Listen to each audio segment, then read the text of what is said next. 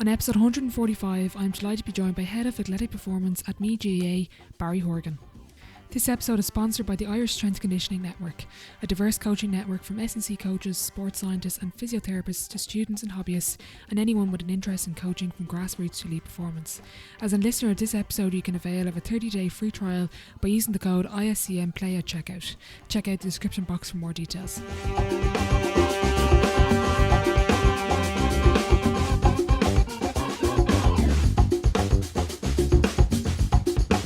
Okay, hello everyone, and you're all very welcome back to the podcast. Delighted to be joined by Barry Horgan. Barry, thanks for joining me. No problem at all. Thanks for the invite and great to chat to you. I've a lot of listeners with different backgrounds, whether it's basketball, GAA, athletics. For those that might not know who you are, can you give a bit of an elevator pitch to sell yourself before they tune in? So I guess initially I came through the business route, but I quickly decided that I wanted to change direction and went down the sports science and health route. And on the back of that, completed a number of different roles, initially working as a games promotion officer with Dublin GAA, and before heading on working with NADA, the National Athlete Development Academy, with Martin Kennedy. And then a number of stints with different intercounty Gaelic football and hurling teams as a strength and conditioning coach with them, before going down under for a 6-year stint down to Australia with the Australian Institute of Sport, brumbies, rugby, and then have returned home now the last 2-3 years and happily working with Meath GAA at the moment. So very much background in sports science, strength and conditioning, research with athletes and coaching. Daniel Davey mentioned Martin Kennedy. He had a big impact on his career. I actually trained in NADA when I was years ago. Now I think it stopped at about 2015. But Martin is someone that people have regularly mentioned. You were working under him. That NADA setup was fantastic. I know he then moved on to Irish rugby and it kind of stopped, but that was a big stepping stone for you in your career.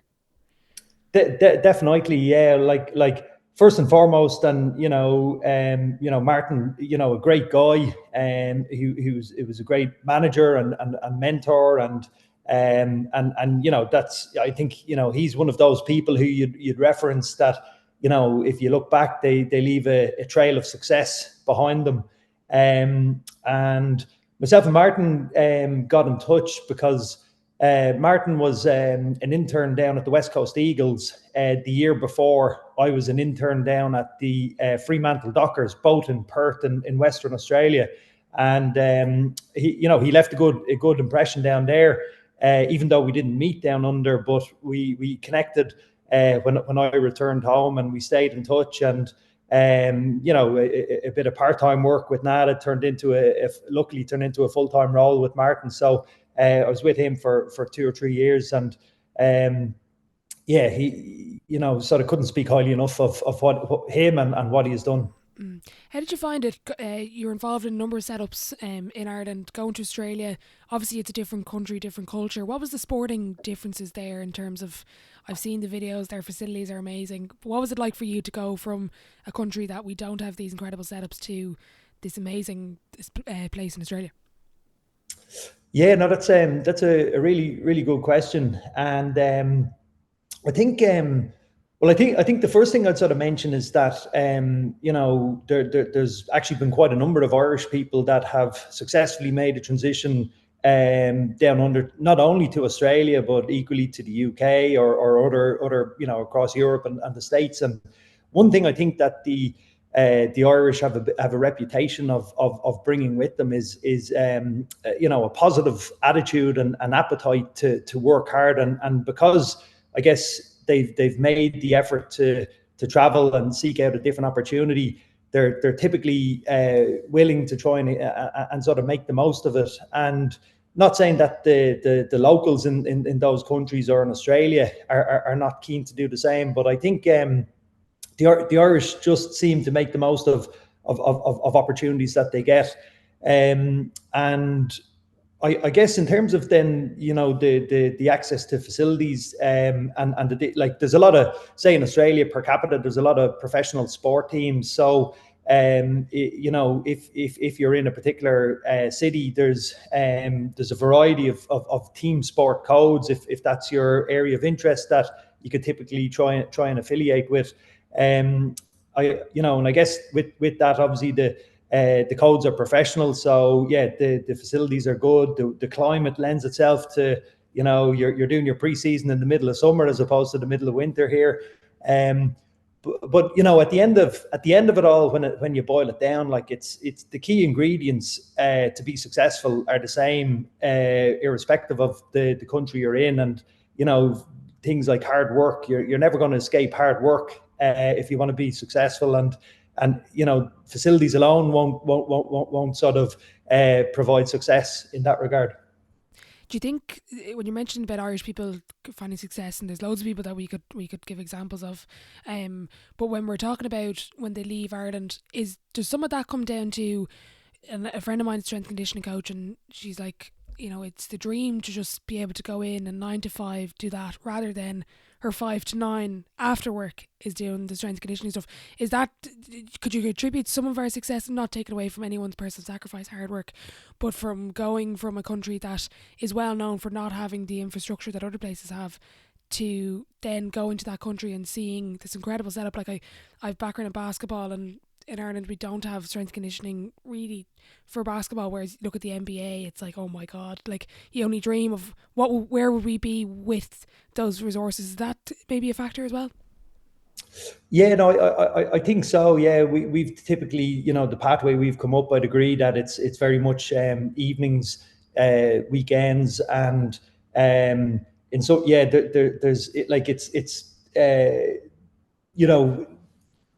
one of the small differences between it is that typically when you're down under, you can the communication is so much easier, because you can go down the corridor in a 9 to 5 type setting, and you can have the conversations with coaches or other sports science, sports medicine colleagues, and you get all your planning done during your day, and it's the evenings are relatively quiet as a result. Whereas it's typically the flip side here, where some of your colleagues and are also they're working in other full-time jobs, and it's sort of the communication has to happen at the opposite end of the day. But it's well, I guess from my perspective, it was part of my motivation to want to obviously career-wise, I wanted to work and sample life in a professional team sport environment. But equally, my partner was coming down to Australia to join me, and I was conscious that just to help her settle, I couldn't do what I did here in Ireland beforehand, where I was gone every evening and at the weekends, and there was some personally, I just needed to make sure I could try and align my work and coaching in 9 to 5 hours as well. So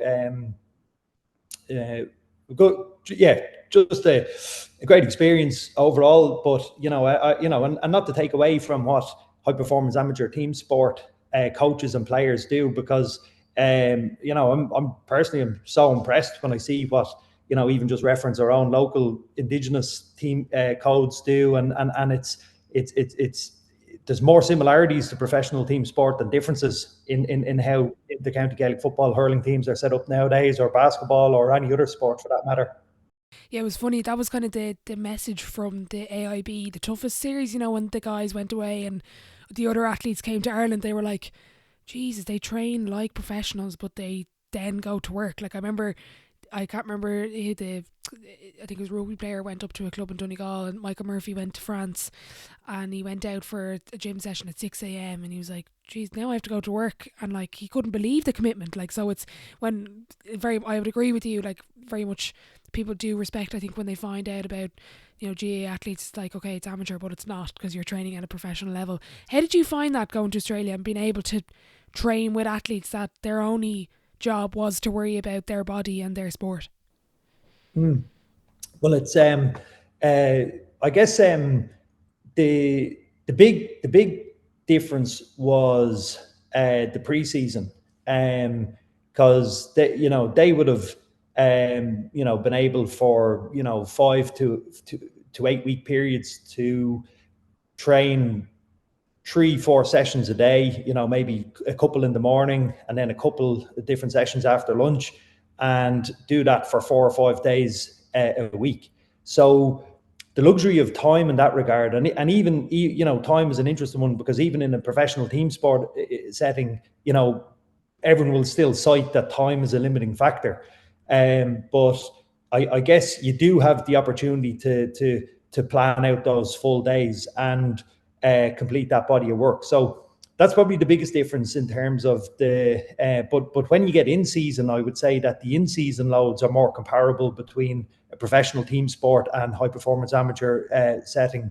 So then the other obvious one then is the recovery. So, you know, when players can go home, and now look at, essentially they're still an athlete 24 hours a day, so they're never really fully switching off in terms of having to, you know, look at what they need to do to adapt from the previous sessions and get ready for the sessions ahead. So I guess you know, the recovery space is definitely the area that's the key difference that the professional lifestyle affords. I know you've done some study on recovery strategies. Any myths or mad recovery recent posts on Instagram that you've seen you'd like to debunk while I give you the chance here? No, I think the key thing with recovery is I guess ultimately the big rocks, and that's your sleep, nutrition, hydration, and then I look at everything else as performance recovery strategies. So what can give you that extra 1 to 5 or 10% in terms of you know, to maximize your adaptation from the session, or to maximize your performance ahead of a competition. So of your performance recovery strategies, you can't get away from the basics, which typically is stretching, flexibility, and mobility, or a form of prehab type prep that will just reset the body and get it right. Now, I guess then it comes down to a little bit, okay, there's personal preferences. There's, you know, different athletes will have different personal preferences for different strategies, and that's where I won't say it's a myth, or you know, but it's where the psychological side of it overlaps with the physiological. So if you as a player believe that, you know, something works for you, there is some evidence, and we found it in our studies, that you know, there's a belief effect. So if you believe that a certain strategy, whether that's hot or cold water, or even foam rolling, or compression garments, that works for you, it's likely that you will get a better outcome as a result, subjectively, in terms of how you feel post that recovery method, you know. It's interesting, isn't it? Because sometimes you hear of setups in any sport that have a blanket plan for everyone, and it's like those little things, those, maybe I have a stupid thing I do for recovery that somebody else, that you'll be like, from a scientific background, or like that's not going to do you anything, but for me it's like, okay, I'm getting there, I'm getting, like, that makes a massive difference. And even you hear with kind of ropes before a game, some people have kind of come on the podcast, or I've heard of, that doesn't really add to a player's performance, but if that's what gets the player psychologically ready for a game, do not change it, keep it in their routine. 100%, and I think you've hit the nail on the head there with the word you mentioned there, routine. So routine is key, and I guess with the different strategies, like, so what we typically like to do is use a preseason period where you might be a bit more prescriptive in the programming of different recovery strategies. So, you know, you're not playing games, so you know, it's less important if a player has an aversion to a certain strategy, be it they may not like jumping into cold water or an ice bath, but it's the time of the season where you might expose them to it, to at least sort of break down those any possible fear barriers that there might be. And then in season, that's where then, okay, you've tried all of the different options. These are a list of recommended strategies. Here's 2 or 3 options. You choose which one works best for you. And that's then where you can sort of leverage that placebo or buy in and opt in, you know, for them to figure out what works for them, you know. Yeah, that fear piece, you're right, it's kind of debunking sometimes players, they're so rigid and they're like, I don't want to do that because I heard something or whatever. That's interesting. When you're involved in sport, Barry, I'm always interested in the word potential. Some people hate it. What's the biggest barrier to young athletes reaching their potential? I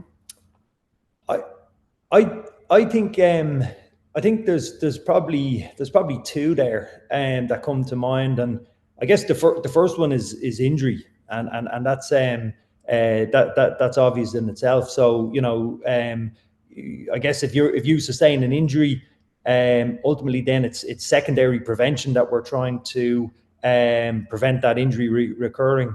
The second one then I think is for me the key ingredient is hard work, and that's not going to be anything new to the listeners, but I think we all know, and we can all probably think of those players who've had that industrious appetite for work and have been successful as a result, as opposed to that talented player.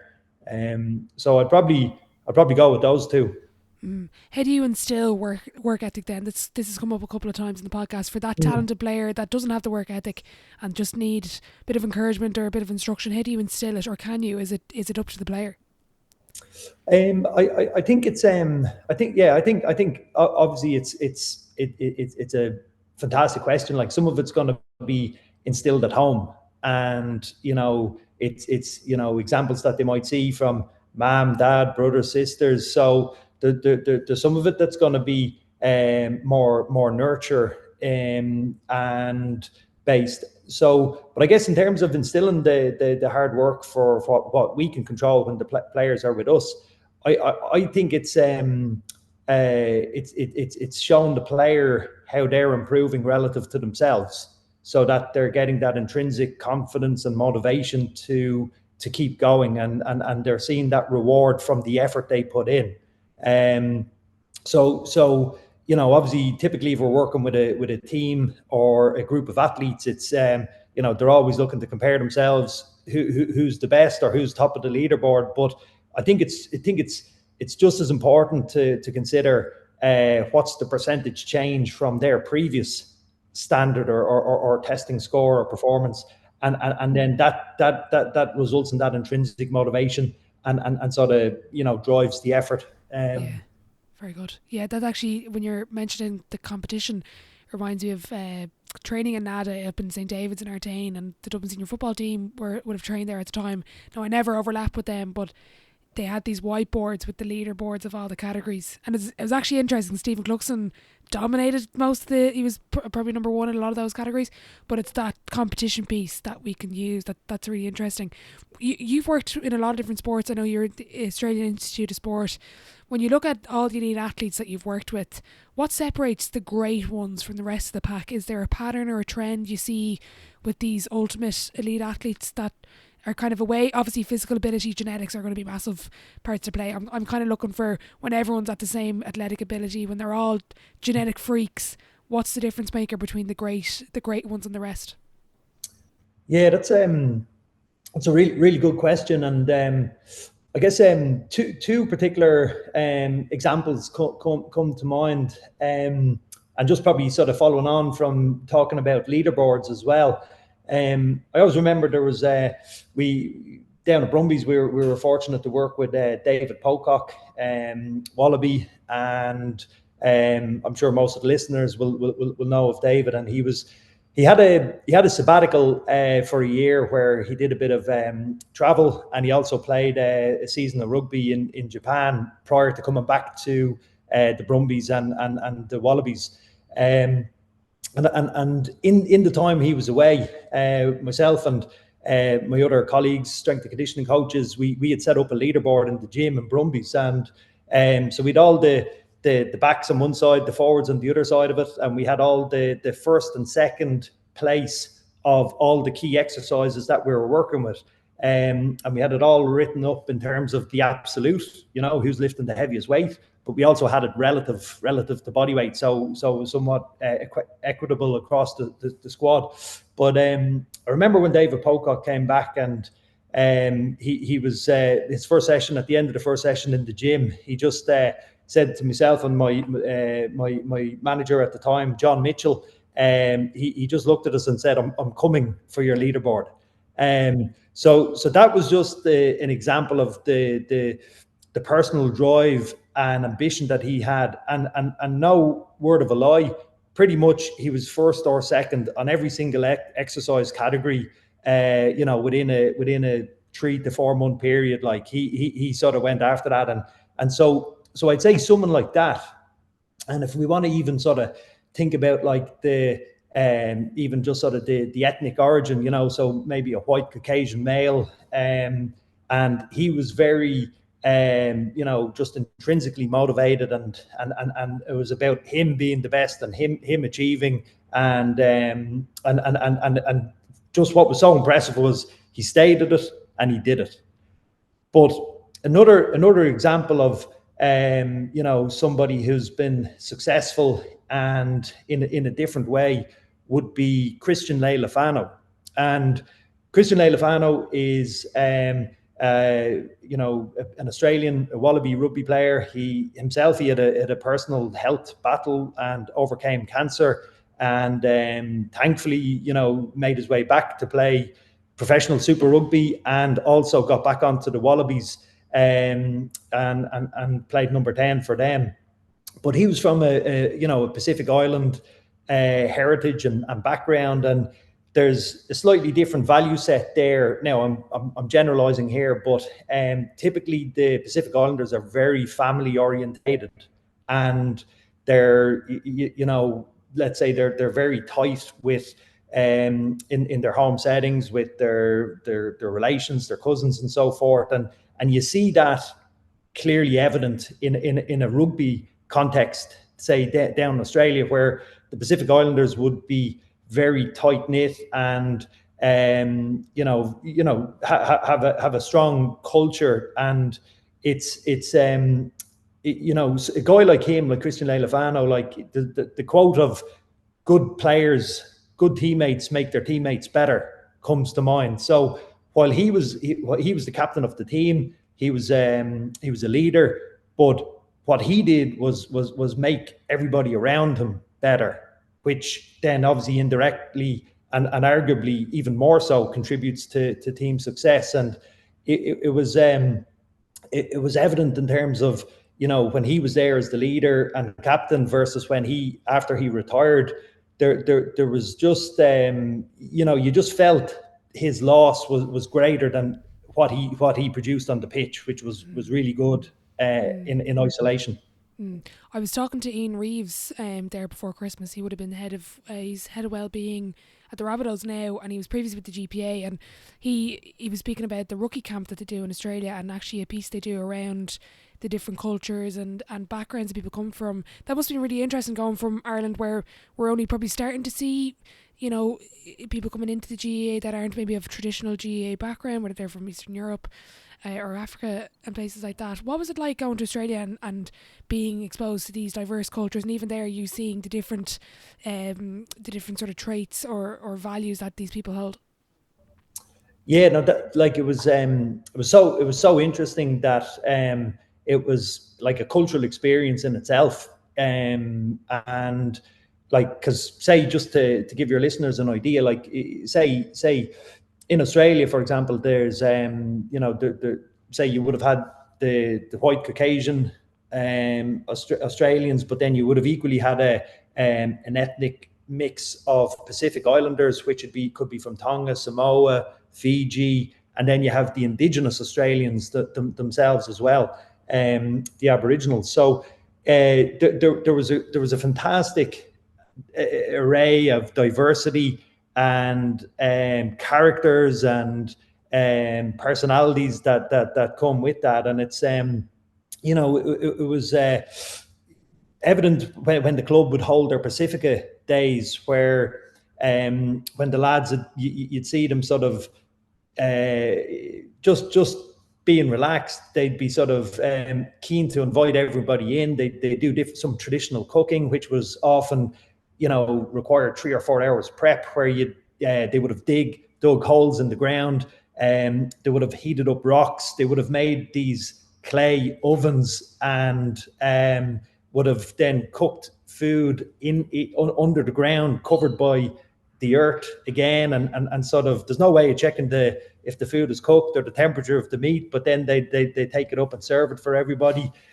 While they're waiting for that, then there'd be singing, dancing ceremonies, using their traditional dances, and then they typically finish with their cava drinking session, which was, it's sort of like a spiritual drink. It's not alcoholic, but it is a relaxing drink, and there's a bit of a ceremony around that in terms of before they would sort of share it around, and even just the hierarchy of who it's offered to first to drink, and the order goes through there. So there were some fantastic experiences there that, even from a coaching point of view, being able to experience those, and then having something different to speak to the players about when you're in the gym in between sets, reps. And we all know that players don't care how much you know till they know how much you care. So that idea of being able to chat to the players about something different than their sport,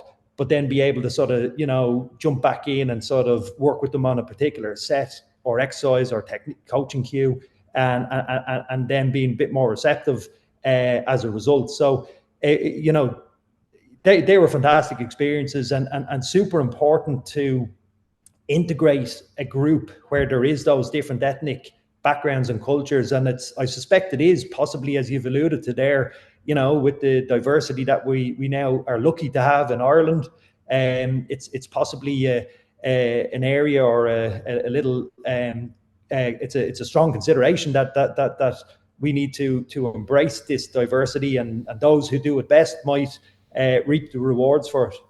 Absolutely. When you were mentioning there about players don't, what was the line? It's a great line. Players don't care how much you know till they know how much you care. Yeah, that's been a prominent kind of, whether it's mentioned or not, in every coaching podcast. It's the exact same. How do you then show? How do you display that level of care? Let's say I've joined the team you're working with, and you're getting to know me. How do you show that level of care when you're still trying to find, whether I'm trying to suss you out a bit, Barry, and you're trying to figure out what motivates me and what drives me? How do you get under the skin and kind of get to know your players and away from the pitch? Well, I think probably just what's worth mentioning is the importance of and I'm deliberately going to say genuine relationships. What we don't want to just be is going around and giving high fives and having this superficial level of sort of relationship or rapport with our players, so or our colleagues. So I think having genuine relationships, or genuinely caring that there's a person behind the facade of that player or athlete, is an important starting point to recognize. I think then, ultimately, I think it comes down to understanding what people's values are. So essentially, values are whatever's important to you, or some players maybe, what their value system might be based on, earning a wage and the remuneration that comes with it. Others might be, they might do it for personal reasons or for their family. They want to represent their family, or others might do it for their country or their town or their heritage. So I think understanding why people do what they do is an important starting point, to understand that person and to get to know that person. So and so how do you go about that? So a simple thing could be, if you're working with your player again on a Monday, sort of, how was your weekend? What did you get up to over the weekend? So people will spend time doing things they value. So if your player says to you, I caught up with my family, I hung out with my nieces or nephews, or so you understand that they're, that's what they value. If someone said to you, I went away, I was away for the weekend, I was traveling, they value travel. So understanding how they spend their time is one starting point of to get to know them. And so, you know, under getting to know the person, then I guess it's just human nature. It's sort of, you know, because one of the key lessons I learned when I sort of actually went down to Australia was that, you know, having come from working in a high performance amateur team sport environments in Ireland, where, you know, you might have players for one gym session a week, and then other interactions with them where we're on the pitch. So when you're, you know, with your players, you know, when I look back now, maybe, you know, when I was queuing and coaching, you're always pointing out the faults. You know, you're queuing, oh, you need to go deeper on the squat, or lock out your elbows in between your chin-up reps, etc. So you're always pointing out a negative thing. And if you translate that and just start doing that in a professional team sport environment, where you might be in pre-season in the gym 4 times a week with that player, and if I'm always picking out the things you're doing wrong, it's human nature. It's like a kid in primary school. If the teacher always picks out what they're doing wrong, or if you're nagging mother or father always are picking out your faults, like it's you know, it's not going to lead to a sort of a collaborative working relationship. So I guess one of the key things I learned then was about that: get to know the person first, because then they're going to be more receptive to you working with them, and sort of, if you do need to correct something, or if you do need to give them feedback. And then the follow on from that was that, you know, a key thing as well is catch the player or the athlete doing something right and reinforce that positive habit, and sort of really emphasize when they do it well, because then that's you're getting the same outcome, but you're sort of highlighting their, you know, them doing something good, and making an example of it in front of their teammates as well, so others will hear it and see it as well. Catch them in rather than catching them out. Exactly. Yeah. That was on a podcast I heard recently, and it's interesting, and it's funny when you mention it there, when you're coaching, when you reflect on it, you are genuinely, you're trying to help the player, but you are sometimes very negative, because you're just telling them what they need to do differently. And it's interesting, different techniques. You know, I learned the sandwich approach and the GAA coaching course. Another one I've mentioned previously on this podcast is 2 stars and a wish. Anything in particular that you like to do, as well as catching them in rather than catching them out? Any techniques or things you've heard of that have worked really well for helping athletes improve, and the kind of structure you give to feedback? No, I think, well, to be honest, I use those techniques that you've mentioned there.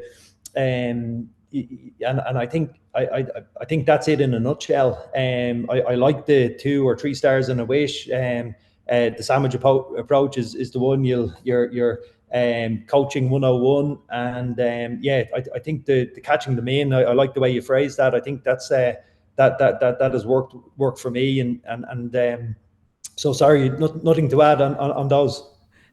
No worries.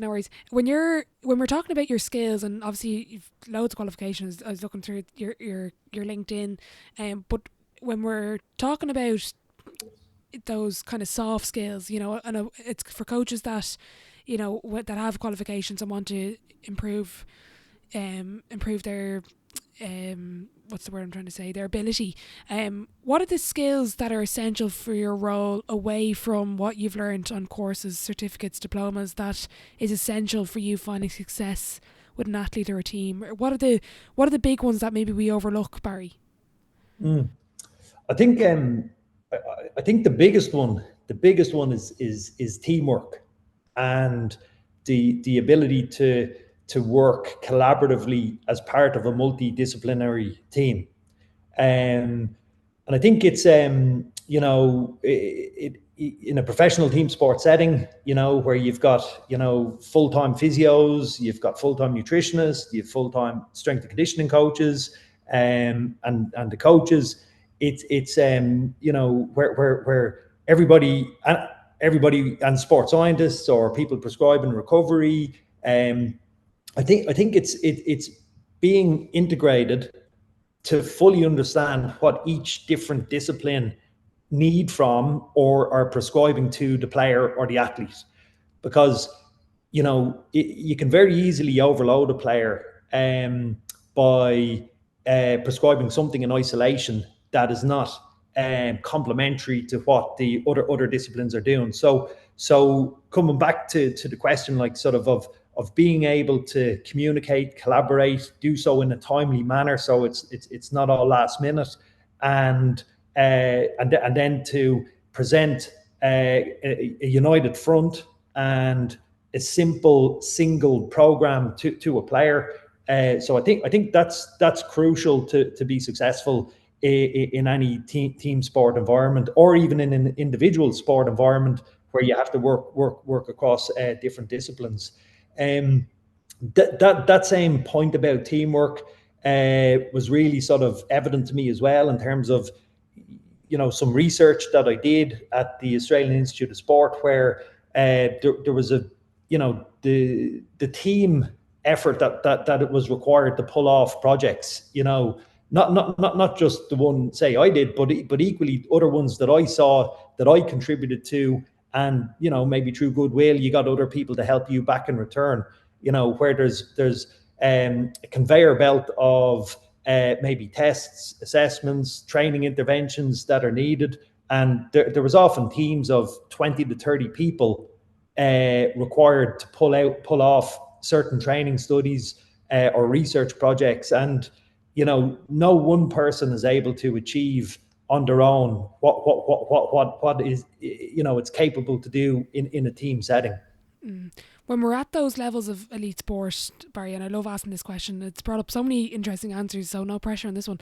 Is elite sport more physical or mental challenge? I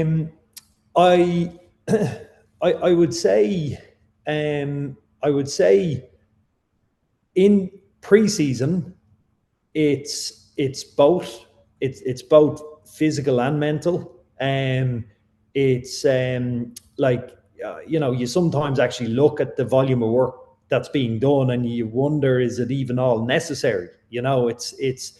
There's like, say, at Brumbies we used to push the players really hard all through the week, and then the last session of the week, Friday afternoon, was a gym-based circuit, and that was like a mix of resistance exercises, off-feet conditioning, core, strongman type circuits, and it was it was a fantastic way to finish it off a tough week. But the lads had worked bloody hard right up to that point, and it was so that I think 100% pre-season, it's both a physical and mental grind, and I think it'd be very difficult to separate which one was more. In season, I think it's probably more a mental grind, because you're typically a little more recovered physically, and your training load is monitored, especially when you're in a week-to-week setting. But you've got the pressure to perform week in, week out. You're often, and especially in the rugby codes where there's such a high level of contact and collision, there's no way the body is physically 100% recovered. Like, the players are probably carrying a number of bruises or contusions from week to week. And, it's you only have to look at the amount of strapping often that players might have on their shoulders and so forth. So I'd say it's more of a mental grind in season. You came home to, was it 2021, nearly 3 years ago now, and you took a role as a general manager with Meath GAA. I know you've kind of moved roles since. What's a general manager in a GAA setup? I'm interested, because obviously in NBA's general manager, it's very much based on contracts and trades, but from a GAA point of view, what's a general manager? So very fortunate to come back at the end of 2021, and took on at the time a 3-year role with Meath GAA, and yes, correct. At the end of 2 years, I have recently sort of changed role internally within the organisation. We can touch on that shortly. But a general manager was the role of a general manager is to coordinate the pathway across all areas, from not just sports science and sport medicine, including S&C, but also in terms of the football coaching, the coach education, setting up the systems, structures and processes of how the academy is run, or the talent academy and the squads. So how many players are there per age group? How many coaches are there per squad? And how does that change when you move from age grade to age grade? As we have to reduce, players as we sort of funnel and narrow towards underage intercounty squads. What's the process around how players return to their clubs? And how do you do that in a manner that's considerate of the individual person, but equally to leave them with the motivation and enthusiasm that, if and when they're called again to come back into a squad, that they embrace it with open arms. Setting up, as I've mentioned, coach education, the more formal coach accreditation pathway, but equally informally. How do we want to educate our coaches informally, or develop our coaches, should I say? What are the links that we want, either with the schools or the clubs, and that will vary from county to county depending on what the structure and setup is of a particular county, and just really trying to get a strategy in place, and then sort of bringing in the appropriate staff with specialities, be it in nutrition, athletic development, physio, and sports medicine, psychology, etc., performance analysis, and getting that support around the squads and setting it up. So I guess probably in summary, the vision of the role was very much to look at both the high performance end, the development squads or talent academy, as well as the club structures within the county. And it's quite a broad role, as you can imagine. Because there was a couple of other counties that brought in the role. Am I right in thinking Cork GAA? There could be one or two more, I'm not totally sure, but was there any sort of contact between yourselves to kind of, obviously teething problem, it's a new role within an organisation that probably didn't really have a person like this before, maybe with another title, but how did you find it coming into the setup and into the GAA, and kind of, as you say, maybe you're the first person to kind of bring in these strategies and these elements? Yeah, no, it was it was definitely a challenge in terms of and required a bit of an adaptable approach to be flexible, depending on what the role required. Correct, other counties had done similar, similar versions, like, say, for example, Aidan O'Connell in Cork, as the high performance manager there, albeit the role I had in Meath was underage only. So in essence, the focus was to develop players and to help them graduate onto the senior football squad. So the focus was just from under 20s down. But other roles other counties now have high performance managers that sit across both football and hurling, and from senior down. So but maybe that's just with a focus on the sports science, sports medicine support, or including performance analysis that might be support around the squad. So I don't think there's any single way to do it. It's probably just trying to tailor what that particular county needs at this point in time. What was that's interesting, I didn't know it was specific to underage. What was the biggest gap that you saw coming in with underage setups or the academy structure within Meath that you were able to address in the 2 years? I think it's and I'd say it's I wouldn't say it's unique. There's anything unique to Meath, that wouldn't be similar challenges that other counties sort of are facing. But I think the key thing is, and whether it's at a county level or at a club level, the key thing I think is coach education, because ultimately you want to impact the player, and the best way to do that is through developing coaches.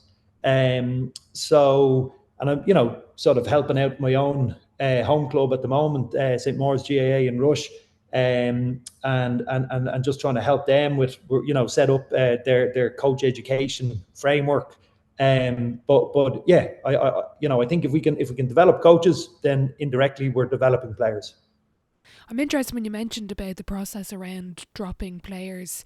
It's interesting, some of the academies in the UK, obviously this is a very different level, but they'd, I think one of the clubs were the first ever to have like a after support system. I've given that a terrible name to actually what it is, but whenever a player was dropped, there would kind of be that sort of course or support structure there. What was the process that you instilled in Meath in terms of, as you say, not maybe, let's say a player is maybe not ready now, but it's instilling that motivation of, look, it's only minor, which is under 17, there's plenty of opportunities to come back in the future? Yeah, I think it's I think what's important is that clubs, counties, or whether it's a Premier League club in the UK or whether it's a high performance amateur organisation, I think it's important to have a process and agree what the process is. And that process, you have to consider what are the resources you have, in terms of human resources and time, and also just sort of maybe tie it in with the player development philosophy within the county or the organisation. But a process could consider things like how it's communicated. Is it done in person, or is it done via phone call? Obviously, if you're dealing with an underage player, then it's phone call to parents or guardians. And you have to be practical there, because okay, if there's only 2 players being released versus 20 players being released, you have to consider the human resources that might be required. If we're relying on volunteer coaches to, it's probably impractical that they meet 20 sets of parents in person, but it's maybe it is possible to make 20 phone calls. Not that that's not a timely exercise. Other things that could be considered are letters, just a follow-up letter that may or may not include individual feedback, and possible opportunities down the line to come back in to retest, retrial, or engage in different activities, be it camps or development initiatives. So I guess ultimately what I think is important, irrespective of the sport, is that players have, we leave players with a positive attitude and a willingness to sort of go, or an understanding what they need to go and work on to improve. So because the lessons from this have to be delivered in a way that it sets any player or kid up for success in the future, because they're going to apply for courses they may or may not get. They're going to apply for jobs they may or may not get. They're going to have personal relationships that may or may not last. So if this can be delivered in a way that this is a life lesson and learning experience, then hopefully we're developing people as well as players, even if they don't get the news they want right now. Brilliant. What role have you moved into, Barry, and how have you found the move? You're very much focusing on the sports science side of things again. Correct. And a big, I guess, given my technical background and years of experience working in as a strength and conditioning coach and sports scientist and researcher, a lot of what I brought from a technical point of view to the role of general manager and the underage structures was helping to coordinate the strength and conditioning, sports science support, sports medicine pathways. And I guess, maybe that was recognised internally, and I was very fortunate to get an invite to join the Meath senior footballers as their head of athletic performance for this season and next. And so I guess obviously taking on that role obviously would have an impact on my time and what could be delivered to the underage role. So I guess by taking on that role, what we have done is aligned the pathway from a sports science, sports medicine point of view that I would that I lead, and then simultaneously then work with other colleagues and capable people such as Paul Garrigan, then, who was the academy head coach and has stepped up into the head of the football academy role, where he'll coordinate anything related to the technical, tactical coaching, coach education and development, and related initiatives. And so, we work together now in that regard. Oh, very good. I've tried to get Paul on the podcast. I might get your help to get him on. He's okay, yeah. He's a great guy, and I'm sure he'd have plenty to share as well. Yeah. Yeah. No, he's a great football mind. Did you miss the coaching and in terms of your last role and going back to it now? Are you enjoying being back in the gym and giving cues and catching the guys in rather than catching them out? Yeah. Well, I guess it's even in the role as general manager, like I reflected going into the role, and I said, I'm not going to have an impact here if I'm not on the ground and in the trenches, side by side with the coaches, side by side with the players. So I actually kept, quite an active coaching role and involvement. And so I guess the transition hasn't been too big back into a full-time role, but definitely really enjoying the new role and being fully immersed back in the coaching side of things 100%, and looking to continue building the program and sort of innovate it and evolve it as we go. And it's a great challenge. Brilliant. Something that I've mentioned a couple of times, and people have proven me wrong, but I wonder, are we at this sort of breaking point within GAA of maximising everyone's athletic potential but balancing that amateur status? What problems can you anticipate, and this is not specific to me GAA, this is across the board that I'm referencing here, what problems can you anticipate from your background in professional sport? That are we at a breaking point? Will we reach a breaking point in future when the demands keep piling up on top of players as we look to improve the game? Well, I think, fantastic question. And I think what we're seeing in general trends in team sport, and again, this is not unique to Gaelic football, this is consistent across soccer, rugby, AFL, is that the intensity of the game is increasing so if you look at sort of 5-10 year trends, you're seeing that the amount of high speed running, the number of accelerations, decelerations, sprint exposures, that's all increasing. So the intensity is increasing. The volume, the total distance they run, that's staying a little more stable. So I guess in terms of the preparation of the athlete, it needs to keep developing a player, and it's, I guess good practice is probably looking at what the game might be in 3 or 5 years' time and trying to sort of prepare players or achieve those standards. But I guess that's the sort of the nature of the game we're in. Like, we don't know what is the limit of our potential, So I think it's those who can safely push the boundaries are the ones that are going to probably experience success or be most competitive in the future. So I guess probably just to acknowledge that from a game demand point of view, in terms of the balance, and whether we're talking about high performance amateur or professional, I do think it's crucial to have and be with greater education and awareness of the person, and be respectful of their time, lifestyle, and maybe other motivations or hobbies or say goals that they have outside of their sport, that we have to do the best we can to optimize the scheduling. So, like, if you look at a professional AFL player, over a Christmas New Year's period, they get a 3-week break that's built into their collective bargaining by their representative body. So I personally look at those things and say, well, that if that's good enough for a professional team sport player, why can't we try and replicate that in our context if we're working with a high performance amateur player or team?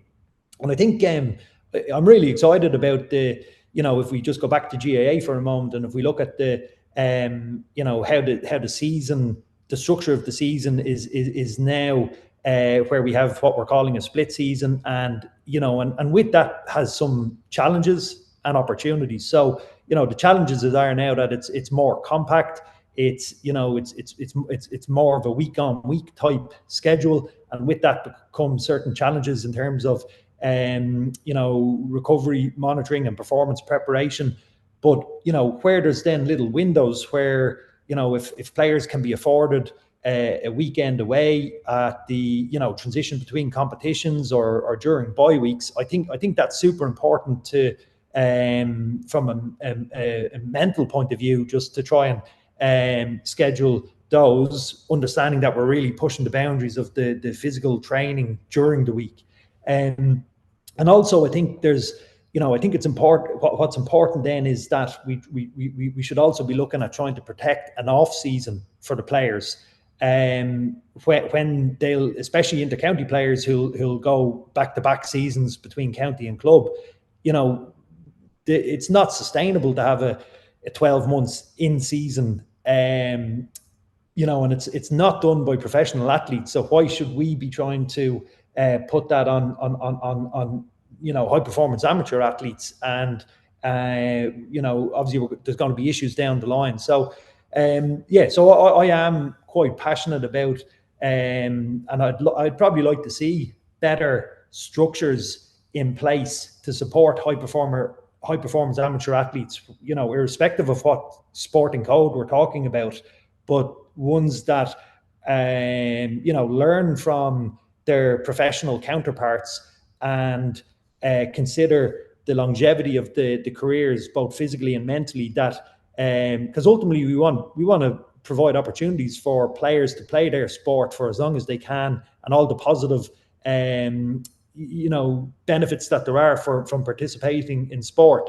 And I think it's important as well that we have to consider that that we're giving people an opportunity to simultaneously develop careers or hobbies, or even if they need to sort of take a bit of a time to do a little bit of travel, and that they can still engage in the sport they love, without it being so all-consuming. Because I'd love to see, their recently retired, just comes to mind, was Ross Munley, played inter-county football till he was 40, and well done to Ross. And I'd love to see more players see that as possible and have that ambition going forward, And it's funny when you mentioned the kind of defining that off season in the club and the county runs. David Clifford, somebody that everyone mentioned this year, that club run with Fossa straight into Kerry. I don't know David, but I'm sure that was quite taxing. You get Shane Walsh, loads of other players as well. But you're right, that kind of, and I think that's the teething problem that we're going to see with this split season. But I find as well, it's all these people on the couch opinions, it's the players I think that we need to listen to more and going in depth with them. When you mention it there about helping players and learning from professional counterparts, Barry, when you look at the setups that you were involved in away from Ireland and in those professional roles, when we're coming back and you're structuring those management teams and those setups for Meath GAA, what are the roles that were maybe missing in the GAA that we could maybe look at? You see the list coming out every year, the different names, different titles, everyone kind of looks at. But is there any particular roles that we can learn, that you've learned from previously, that you've found really work in high performance sport that GAA setups can look at? Mm-hmm. I think the fairly established roles have been in place, for the last sort of 10, 15 plus years. Probably the newer roles that are emerging is probably the performance coach, who may or may not have a sports psychology background, but will still be employed or contracted to come in and work with prepare the mindset of the team or team building. The other one then would be the whatever the term might be, but the player development manager or somebody who might work with the players in terms of helping them off the pitch, be it their education, their career, and just having somebody that they can soundboard any issues or troubles that they're having, which they may not always want to talk to a head coach or manager about. Other roles that I guess it probably does it overlaps with the coach, but the role of a skill acquisition specialist who might help with the developing player skill that will transfer into a game situation, and decision making that's obviously so crucial in most team sports. So there's some roles. Other ones, and again, it's sort of maybe depending on the code. You would see sometimes some specialist coaches are brought in, from a contact that would help players in contact. So maybe someone from a wrestling background could come in to help with that, and maybe there's a little bit of mental toughness that sort of goes with that type of training and work. I think a big one in the future is going to be whether it's the sports scientist or whether it's it could be from a physio or a strength and conditioning background, but people that can also sort of help with programming and periodization of recovery. Because ultimately recovery is that invisible training session when you're away from the club to maximize the adaptation of any session. I think they're probably some of the relatively newer roles, and I'm not, GAA or other high performance amateur sports probably have those already, so they're not overly new, but I think it's I think the challenge is probably and it's also around like sort of that idea of generalist versus specialist. So I think if you think of if we have a different person, individual person catering for every single one of those roles, how big is the backroom team, and what are the challenges there from a communication and personnel management point of view? Whereas if you have a generalist, so somebody who is really good across a number of areas, and can sort of change hats as the need arises, maybe that's a better strategy, and might lead to a smaller backroom team that's more manageable and improves communication then both in the backroom and with the players. Very good. Barry, who do you look to in the industry? Who do you learn from? Any particular books or people, whether you follow on social media, LinkedIn, or people that you consider mentors? Anyone that kind of stands out to you in that category? So I think I guess from an athletic performance and a coaching point of view, there's some people who've been, if not necessarily trailblazers, but who've sort of worked at the highest level across a number of different sports. So people like Darren Burgess, David Joyce, those names come to mind, and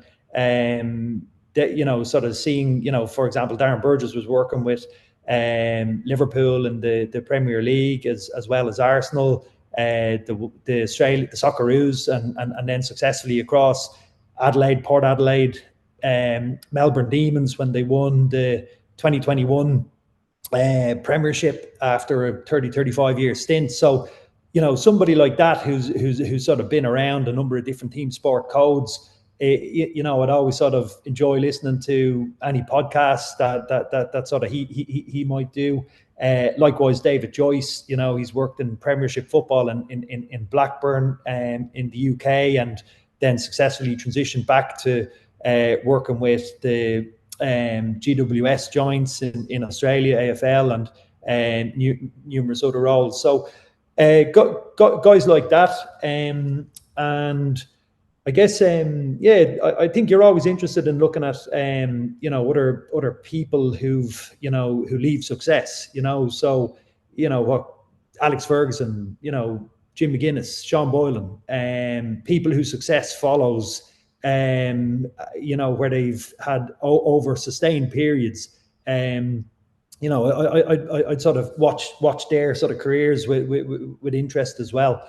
In terms of, I've a number of books that I usually keep to hand, that would be, high performance management in sport, HIIT training, Martin Bushite, Paul Larson, the Essentials of Sports Science, the NSCA book, as well as the Essentials of Strength and Conditioning, Game Changer, and so that that if I'm looking for stuff, Jimmy Radcliffe and his book Employometrics, like if I'm looking for stuff, I have it there. I may not read all those books cover to cover every year, but there's some go-tos that I have from an athletic performance point of view.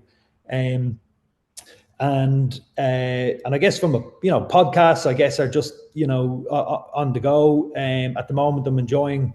In addition to your podcast, of course, I'm enjoying the Training Science podcast. Again, Martin Bouchard, Paul Larson, so really good from a general sports science point of view. The ASCA podcast, the Australian Strength and Conditioning.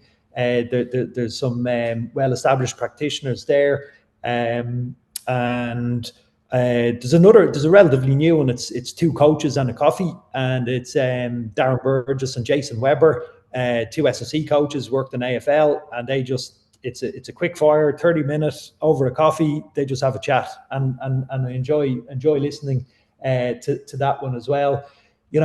Outside of sport, I'm interested in research, innovation, and now I want to sort of say it's super important to make sure you get the world-class basics in place first. There's no point in trying to innovate or until you have the basics. But when you do, having that mindset of continually seeking to evolve and adapt and improve. And I guess that's something that I would have taken from the Australian Institute of Sport. As an organisation, they've a fantastic culture of research and innovation. And, there's a very, very long list of research projects and publications that have originated from the Institute of Sport over the last, I'd say, 40 years. So that was one thing that was sort of evident down there. There's a podcast, Leading Innovation, that I would also listen to sometimes, and it's just different stories from outside of sport that sometimes might lead to reflective sort of thinking around how to improve practices in sport.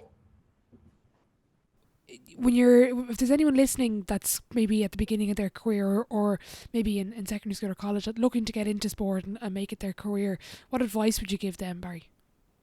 Yeah, so I think it's important to have a mindset that you're willing to work hard and to do as many internships, paid or otherwise, as possible. So I know internships are sometimes it's a dirty word in terms of the way that they've been exploited in the past.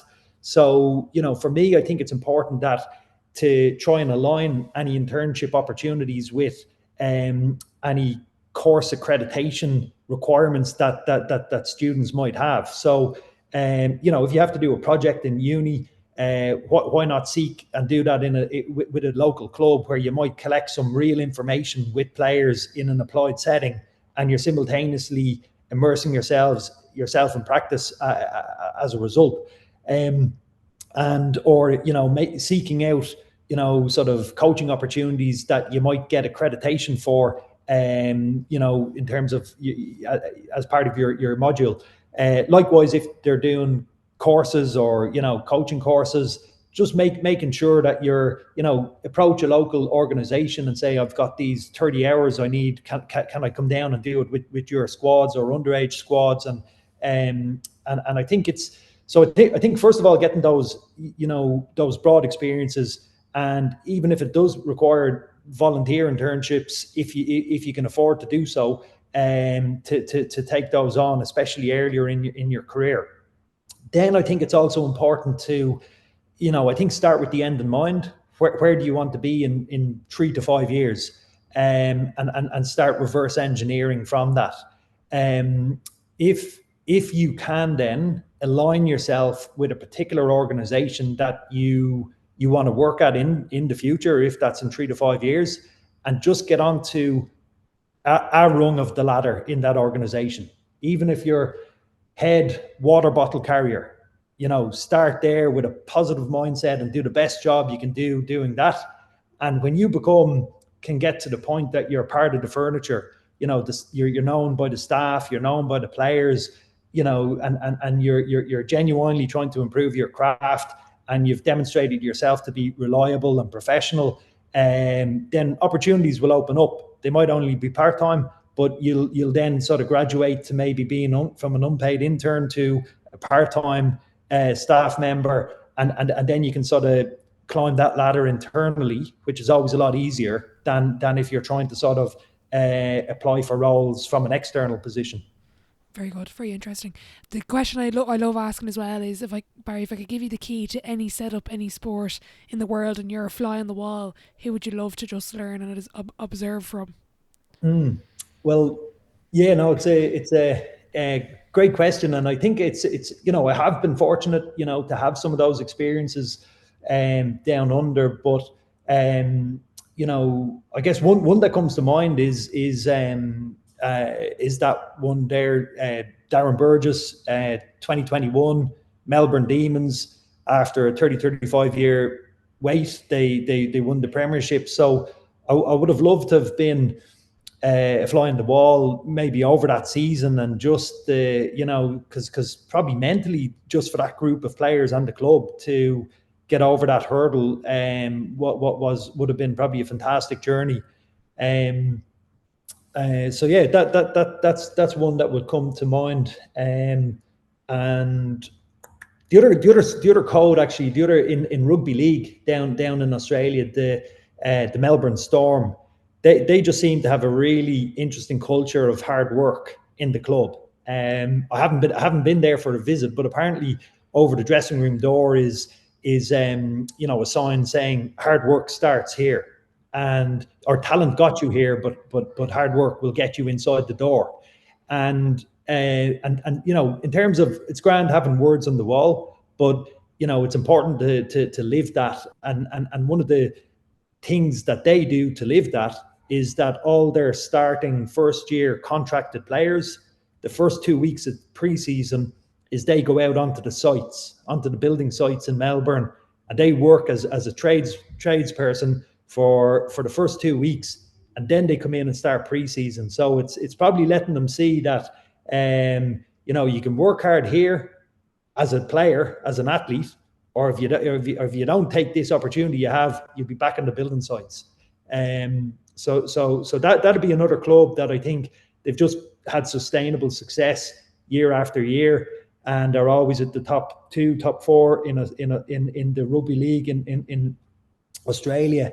And sort of the context is that Melbourne is Melbourne is more of an Australian football state.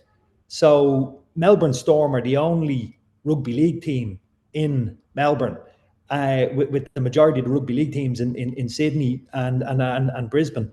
So for Melbourne Storm to be so competitive in a state that's not known for rugby league is it's an interesting achievement by the club. Yeah, and an interesting approach. That's actually fascinating. I have to delve more into that. Barry, I'm going to move on to the sideline 7. It's the same 7 questions at the end of every episode. I feel like we could be chatting for hours here, and I want to thank you for your time. I'm going to start with question 1. What's your favourite quote? So my favorite quote is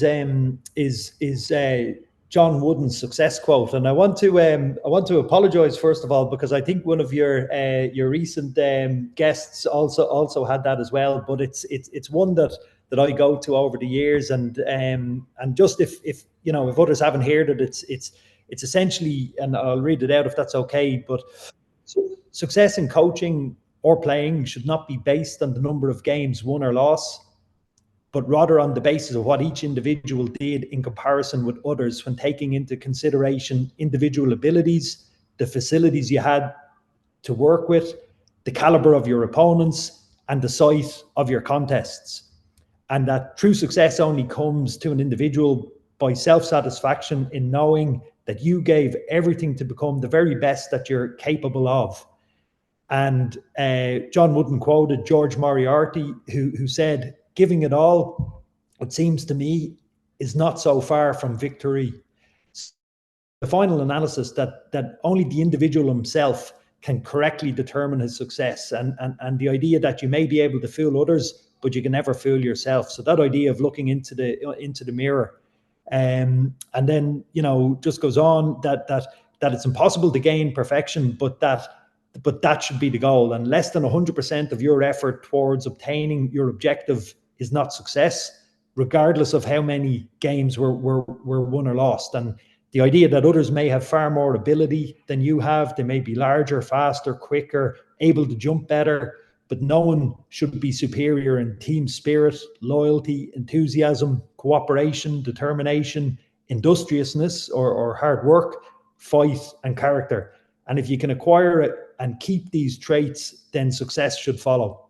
So I appreciate it's a little bit long, but I think there's, the lessons there, in terms of, I'm bringing it back to like what we touched on earlier about, if you can keep working hard to improve relative to yourself, that's success in a nutshell. And the idea of being able to look yourself in the mirror, you know if you've given 100% or not. You'll know if you've prepared well. You'll know if you've been a good person or a good teammate.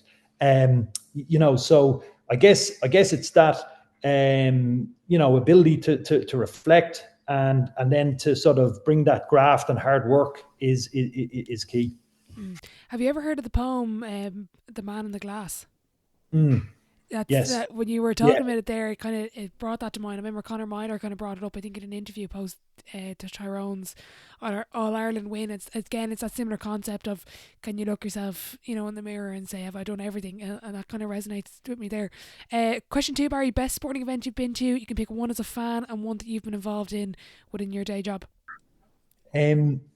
So I think as a fan, what comes to mind is, and it goes back to probably more of a childhood memory, and I was fortunate to, as a 9-year-old in 1991, to go to Meath Dublin 4 in a row, and with my dad from North Meath, from Nobber, and sort of, very much dressed in the green and gold and the Keepack jersey, and albeit growing up in Rush, my mum from Rush, County Dublin, but it was those early childhood experiences, supporting the Royals, and just how gripping those games were, that it sort of really sparked my love of Gaelic football, my passion for and background and with Meath GAA.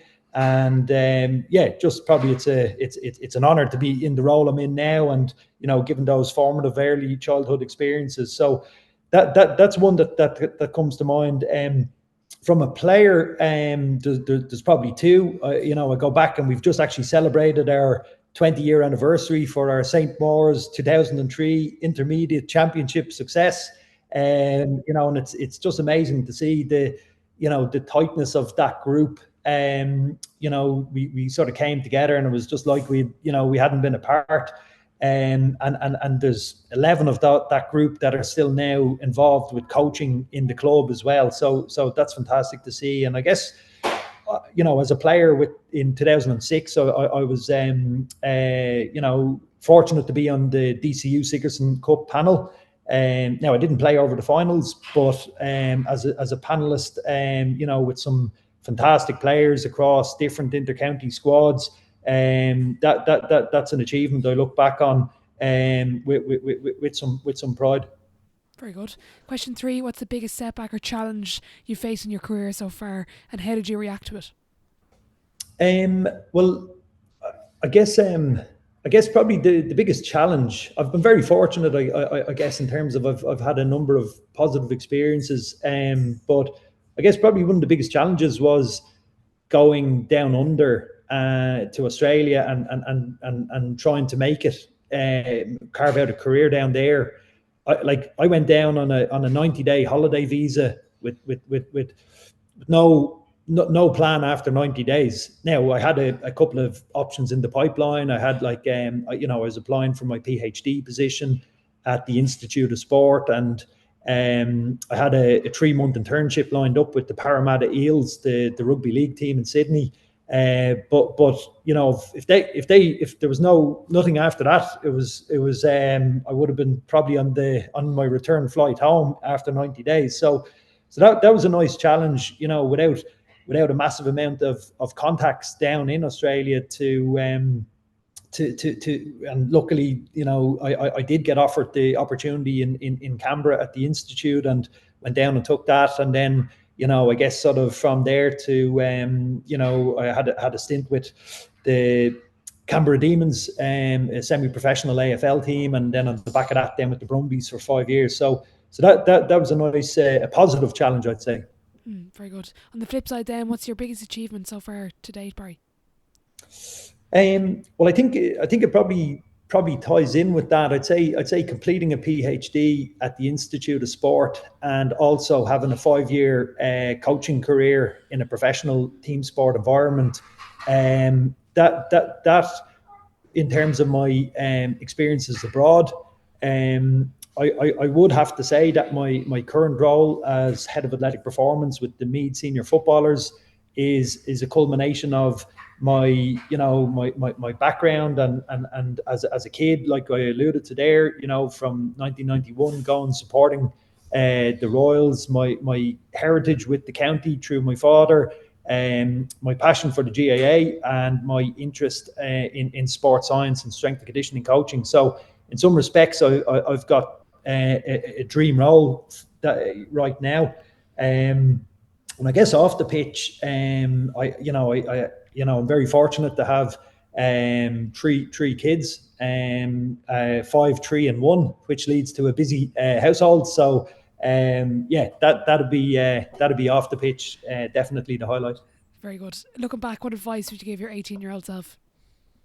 I think I'd go back to what we spoke about in terms of teamwork, and I think if I could sort of advise any young or myself or other 18-year-olds about the importance of teamwork, and and to develop those skills as they go through college or in work, I think that's important. So that's probably the key advice. Very good. Who would be your dream dinner guest and why? That's a tough one now.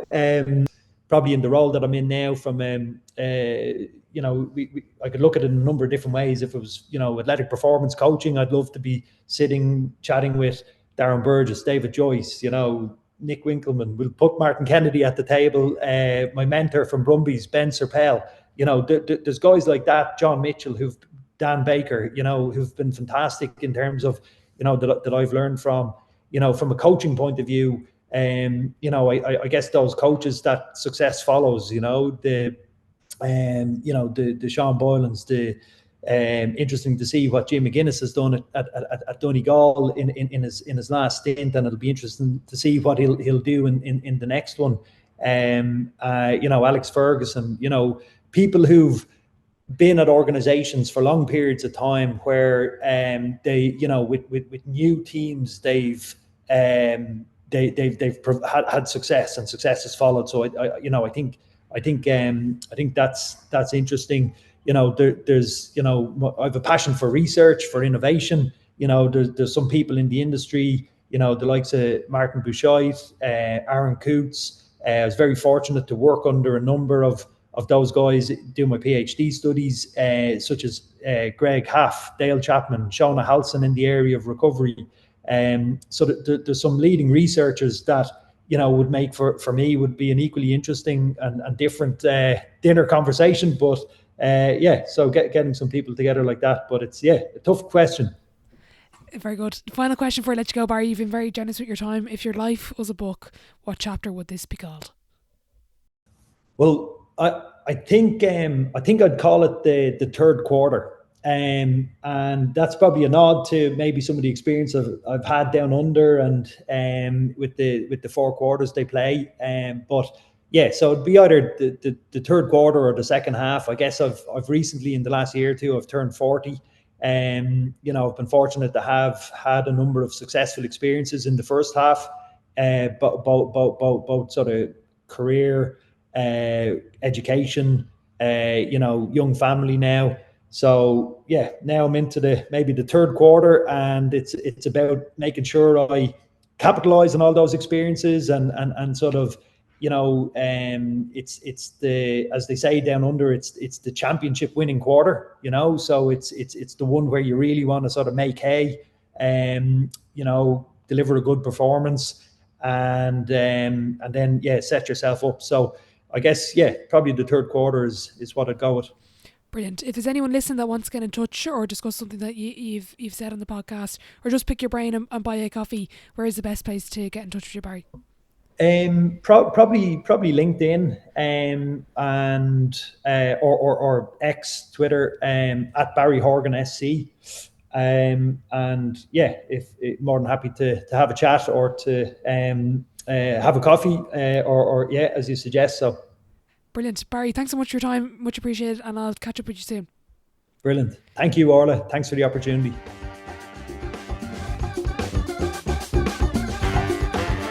A big thank you to Barry Horgan for joining me on today's episode. I'll be sure to leave all of his social media and LinkedIn profile in the description box of the episode if you'd like to reach out and get in contact with him. A big thank you to our sponsor for this episode, the Irish Strength Conditioning Network. Make sure you check out their 30-day free trial using the code ISCNPLAY at checkout to connect with their community and their resources. As always, thank you so much for listening, and I'll catch you in the next one.